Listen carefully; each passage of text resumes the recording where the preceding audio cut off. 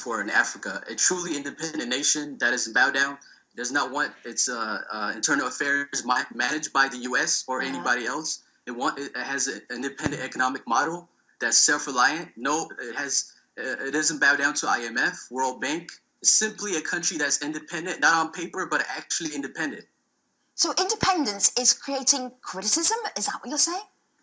Yes, definitely. The main critic of our independence is Washington, the State Department. The UN report is pretty much hijacked by Human Rights Watch, Amnesty International, and the State Department. They hijacked this report. Sheila's right here is a former employee of Amnesty International. She has a conflict of interest in this report, and there is certain bias in her report. She's not somebody that's neutral to the politics. She definitely has made the situation into a one-sided report. It's pretty much intellectually dishonest. The report is filled with innuendos. Take a breath, Philman, because you threw out several things there. Shayla, this UN inquiry has taken a little while to get together, and you make some very bold criticisms of Eritrea. But Philman here is saying that, well, we're being victimized as Eritreans. We're just an independent African nation. Where do you disagree with Philman?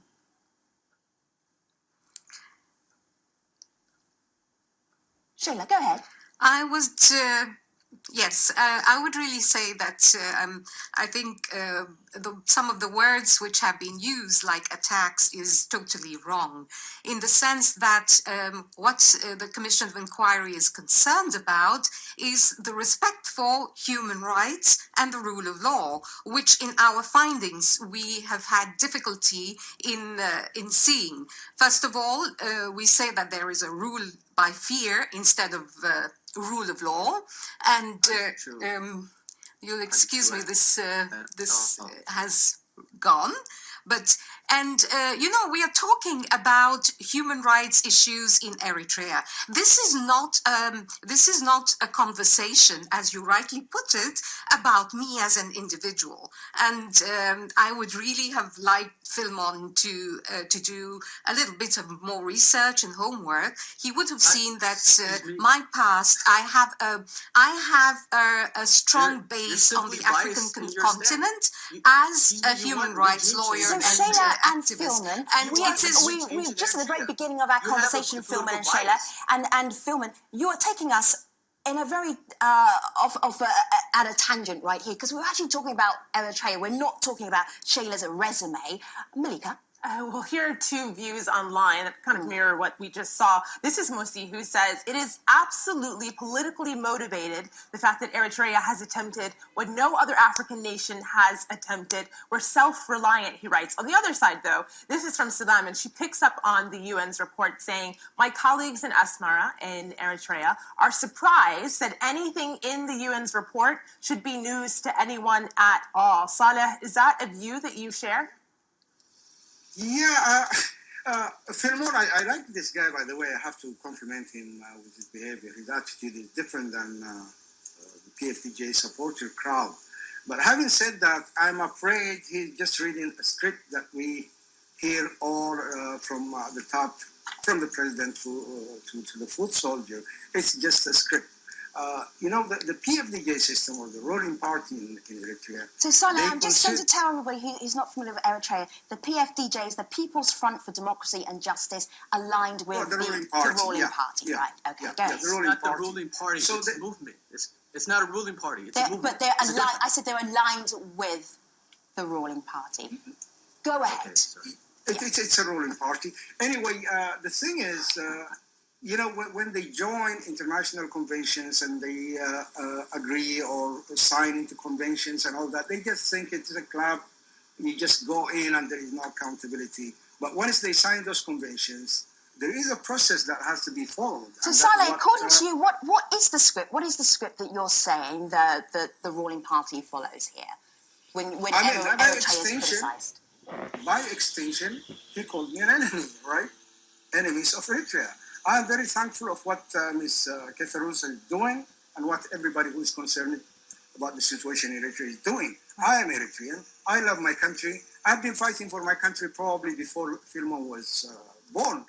But that is where we have come now, that people are calling each other enemies of Eritrea and all that because they just happen to disagree with the government.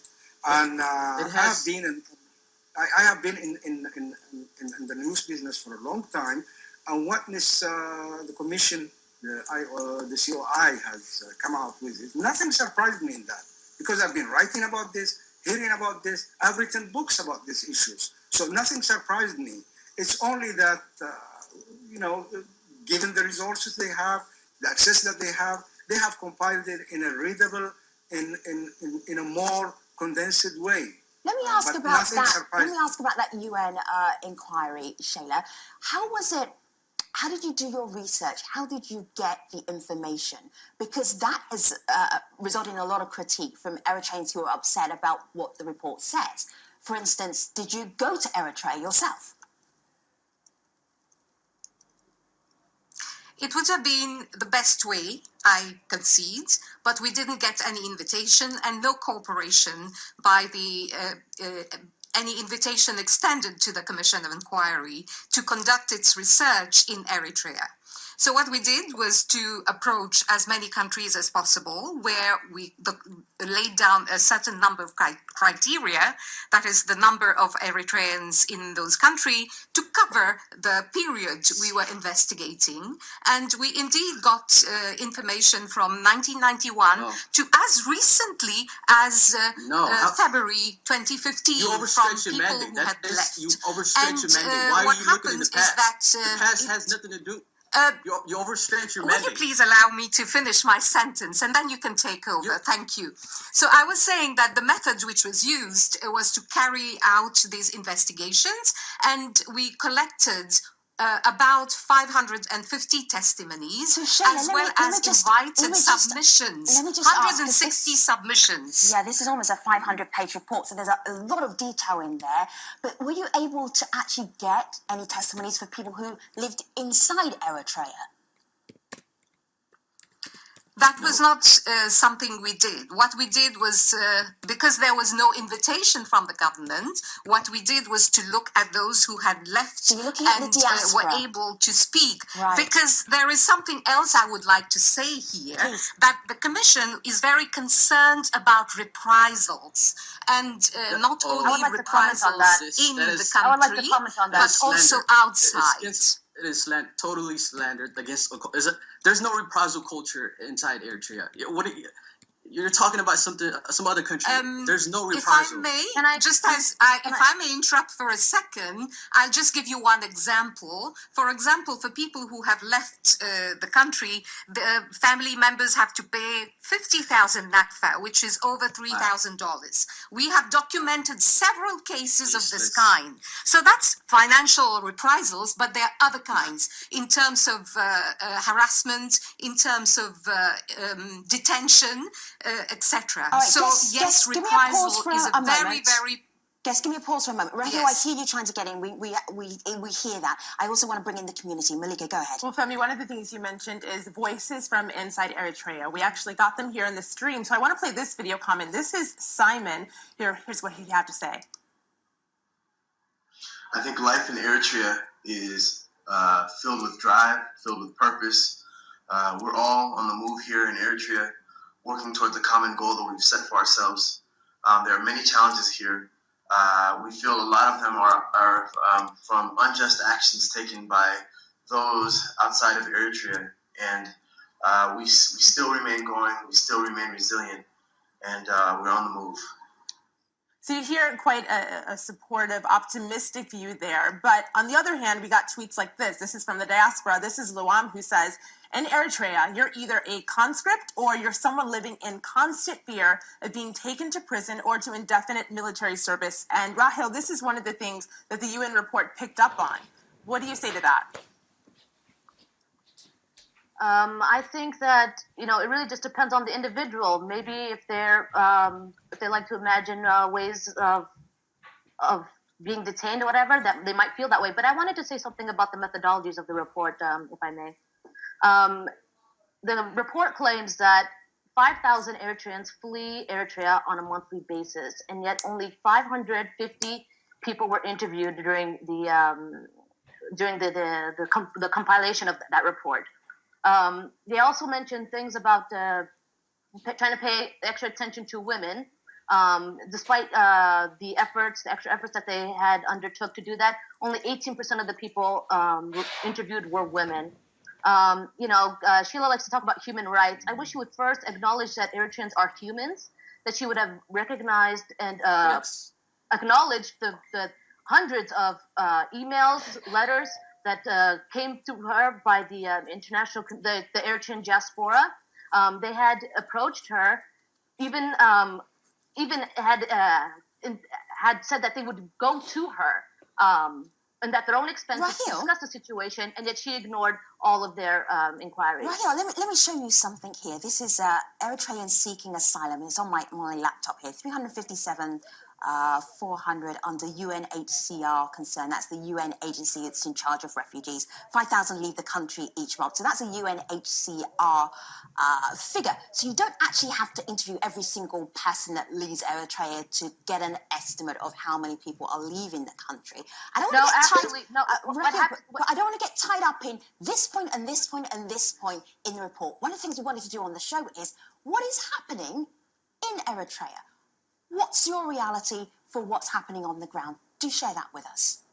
Because that's important. That's what gets missed in this debate.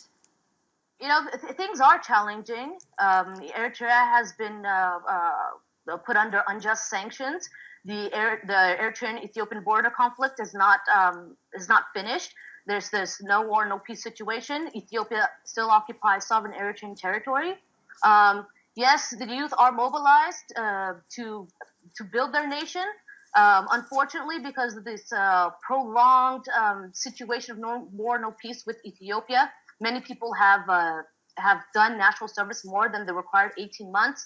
But there's already signs that this is being stopped. This is being reduced. I can talk from a very personal perspective. I have a cousin of mine who did his service about 2 years ago. He is already finished with it, and he's no longer in the military or doing national service. Take a pause. Shayla, when I'd like passion to- says that, If I may, yeah, go ahead. if I may, please. Yeah. Just would like to say that it would be great if the national service were in fact has been reduced. But this is not what we have been finding. The national service remains the first driver of people leaving because of the violations that they endure within the context of the national service. I have also a quick point to make. I have checked with the Commission of Inquiry's staff in terms of whether the Secretariat, whether we received any letters from the diaspora asking to speak to the Commission. No, there was no letters to the Commission of Inquiry. I can forward them to you after the show. I can forward them to you after the If show. I may, there were letters to the special rapporteur, and one needs to make the difference. That was a separate situation, and these are two different mechanisms. I have met They responded with to a post that you had included on your website. You had made a call that you extended the deadline. All right, so here, let me just move things on a little bit. Raheel, you're saying the diaspora was available to give letters to Shayla. Shayla is saying, no, I didn't get them. Let's move things on because you two are not going to agree about this. So moving on. Can you give me a minute? Yes, Salah, go ahead. Salah, go ahead. Yeah, the thing is, I think we are missing the point here. First of all, the mandate of the Commission of Inquiry is to investigate situations that is happening to Eritreans in Eritrea. Now, Sheila was nice. She said we were not invited. In fact, the right word is they were denied entry. But she was nice. She said we were not invited.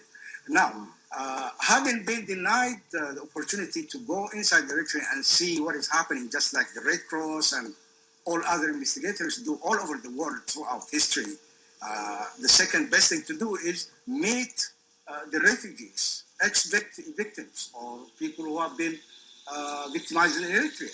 That is how you investigate what is happening in Eritrea. You don't investigate what is happening in Eritrea. Can I give me a minute, please? You cannot investigate what is the situation in Eritrea by interviewing Firmon somewhere in Texas but it doesn't reflect anything because Oh, but this you're a better diaspora person life. to interview? Are you a Can I- refugee? But Can I just cut Have it? you No, been I'm kidnapped in the Sinai?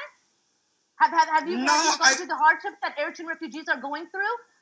Please. No, Have but- you participated in the yeah, border but- conflict? What are you talking about? When was the last Rahel. time you were in Eritrea? Rahel, this is not a Wahia meeting, so let's behave. I have my iPhone. Thanks, I've been here for a long time. I have my Jordans, okay?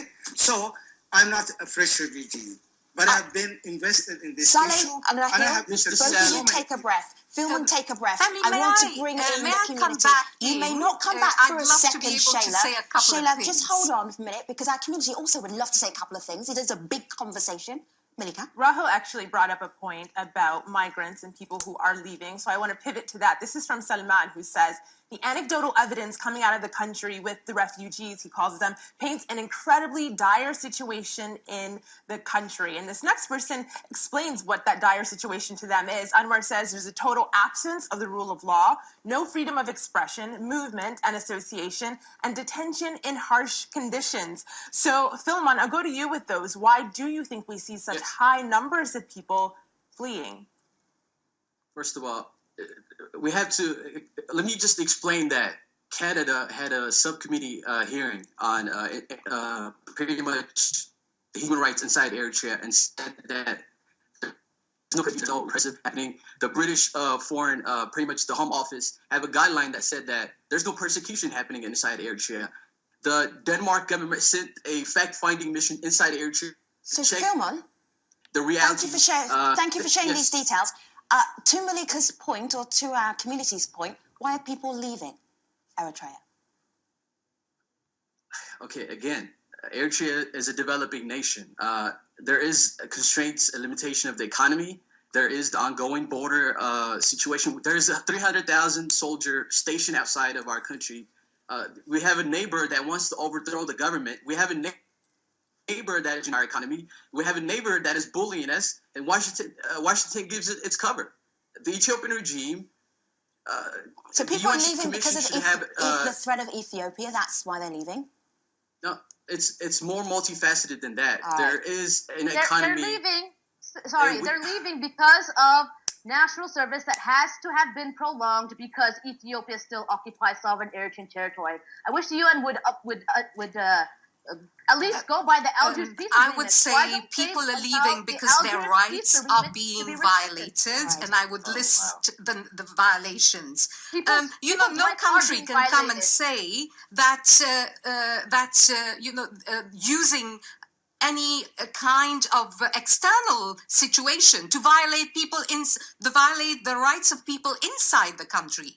That is not acceptable in international law. It can't at all be acceptable. There are standards which are very important, which Eritrea has agreed to adhere to, and not adhering Wow. to those brings us to say that there is forced labor in Shayla the context and of the our guests, there's national something I service. really do want to share with you just for a Eritrea is moment. part of We've the got UN so much to Convention pack against into torture. this. Philman, just give me a second. Just take a breath for a second. I want to show you something here because obviously you're very upset about the UN inquiry. I want to show you something here. This is from United Nations Development Programme, another agency of the UN. It says here, Eritrea Health MDGs report for 2014. These are standards of care and health that around the world the UN acknowledged would be a good way, a good standard for us to reach by the end of this year. So on healthcare, Eritrea is doing amazing in terms of building and developing within the country, in terms of education, in terms of self-sufficiency in the Horn of Africa. How is that even possible? Eritrea is doing all of that.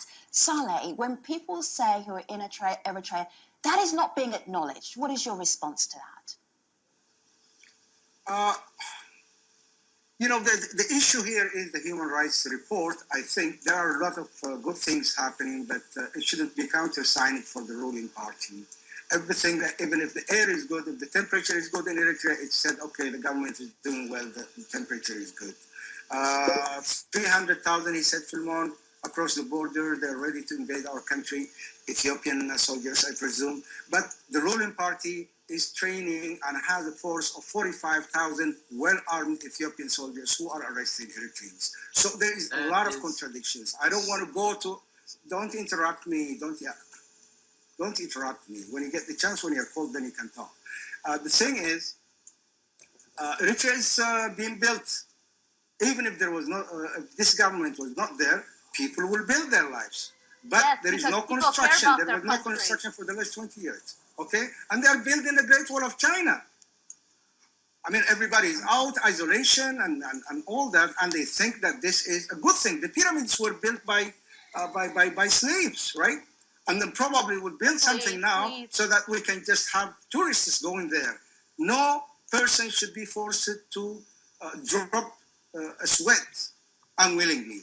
That is People are human not rights being value. forced to drop a sweat. It is the right Oh. and duty of citizens Oh. to take part in their nation building Oh. process, and they do it with pride. Okay, all of these things. You want to talk about the regime? It's Eritrean youth that have sacrificed. So you're listening to Rahel incredibly Weldeb. We to also build have the Saleh country. Johar, Thulman Zarai, and also Shayla Keita-Ruth. This conversation, we warned you there was heat in this conversation. We didn't fib. Malika, what are you seeing online? Two sides. Milana says, daily life in Asmara, peaceful and serene. That's an image that doesn't sell sound bites, though. On the other hand, this is Adnan who says life is terribly unpredictable and a wrong step could land me in hot water. Eritreans debating with Eritreans. More of that at stream.aljazeera.com on the post show. See you there. Thanks for watching.